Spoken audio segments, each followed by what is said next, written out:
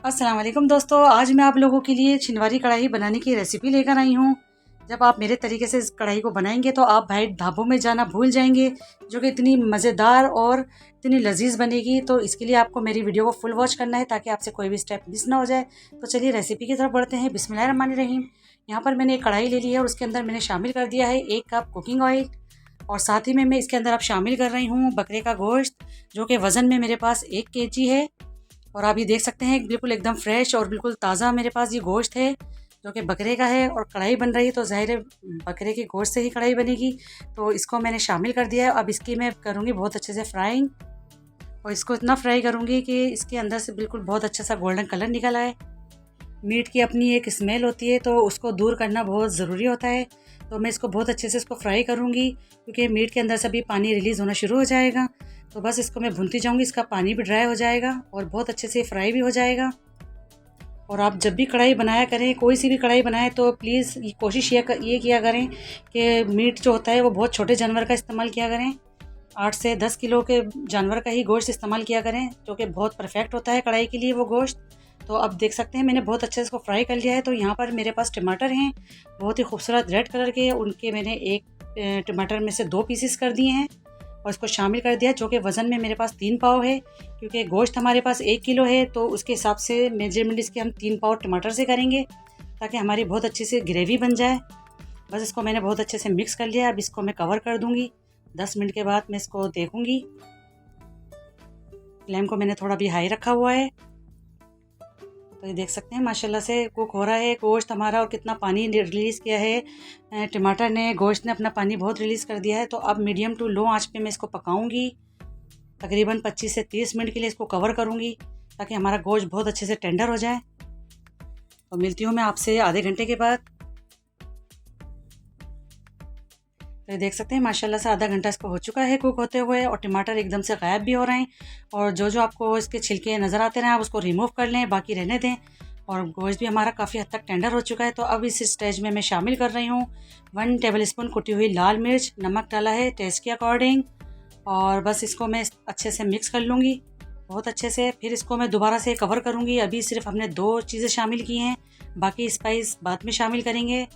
क्योंकि कढ़ाई जब भी बनती है तो सबसे पहले गोश्त को गलाया जाता है, बाकी सारे मसाले एंड में जाते हैं, ताकि खुशबू भी बरकरार रहे और जायका भी बरकरार रहे। तो काफ़ी हद तक देखें इसका ड्राई हो गया है पानी।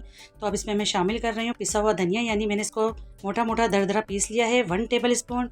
और 1 टेबल स्पून मेरे पास ज़ीरा है। 1.5 टेबल स्पून कुटी हुई काली मिर्च है। काली मिर्च को मैंने हाथ से कूटा है और मोटा मोटा कूटा है।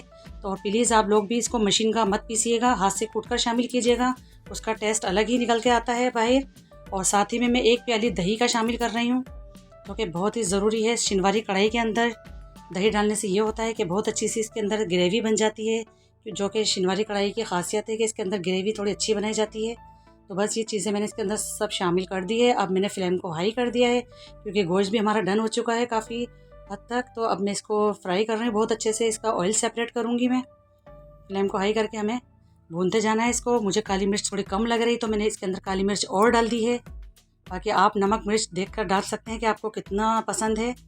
मैंने अपने हिसाब से डाली है, क्योंकि आपको पता है जब भी मैं कढ़ाई बनाती हूँ तो मैं काली मिर्च का इस्तेमाल ज़्यादा करती हूँ। इसको मैं फ्राई कर रही हूँ बहुत अच्छे से, भूनती जाऊँगी इसको मैं। ऑयल देख सकते हैं सरफेस पर आ गया है। बहुत ही ज़बरदस्त सी हमारी कढ़ाई बन रही है। अब लास्ट में मैंने इसके अंदर 2 से 3 हरी मिर्च काट के शामिल कर दी है, थोड़ी अदरक डाल दी है, हरा धनिया डाल दिया है मैंने गार्निश के लिए। और बहुत ही खूबसूरत सी हमारी छिनवारी कढ़ाई बनकर एकदम से रेडी हो गई है झटपट से। और इसमें देखा आपने कोई ज़्यादा टाइम नहीं लगा।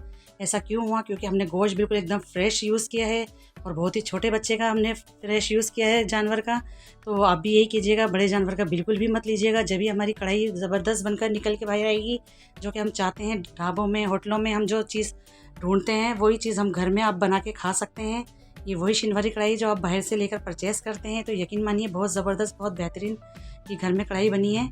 और प्लीज़ आप कढ़ाई जब भी बनाया करें, चाहे मटन से बनाएं या चिकन से बनाएं, तो कोशिश ये किया करें कि इसको गर्मा गर्मी सर्व किया करें, इसको सिजलिंग करता हुआ ही खाया करें। वरना क्या होता है कि कढ़ाई जो है बुझ जाती है, मज़ा बिल्कुल भी नहीं आता। तो सिजलिंग करें जब भी आप इसको फ़ौरन से खाया करें। तो इसको मैं सर्व करके भी दिखाती हूँ। बहुत ही कम स्पाइस के साथ और बहुत ही कम मसालों के साथ। ये देखें मैंने इसको तैयार करके दिखा दिया है। मैं इसको सर्व भी करके दिखाती हूँ। बहुत ज़बरदस्त इतना गला हुआ हमारा गोश्त है और ग्रेवी देखें आप कितनी ज़बरदस्त इसकी बनकर निकली है। अगर आप मेरे बताए हुए तरीके से इसकी मेजरमेंट करेंगे तो यकीनन डेफिनेटली आपकी भी कढ़ाई बहुत शानदार बन सकती है। तो ये देखिए माशाल्लाह अल्हम्दुलिल्लाह मैंने इसकी गार्निशिंग भी कर दी है हरा धनिया से, अदरक से। इसके ऊपर लीमू भी आप लगा के खा सकते हैं। इसको चपातियों से खाएं, इसको नान से खाएं, कुलचों के साथ खाएं, जैसे मर्जी आपकी खाएं इसको। बहुत ही बेहतरीन सी शिनवारी कढ़ाई मैंने आज आपको बनाकर दिखा दी है। तो आई होप आपको आज की ये मेरी रेसिपी पसंद आई होगी। पसंद आई तो प्लीज़ लाइक करिए, शेयर करिए, सब्सक्राइब करिए और अपनी फैमिली मेम्बर्स में ज़रूर शेयर किया करें। और मुझे दीजिए इजाज़त, मिलती हूँ फिर एक और नेक्स्ट रेसिपी के साथ। जब तक के लिए अल्लाह हाफिज़।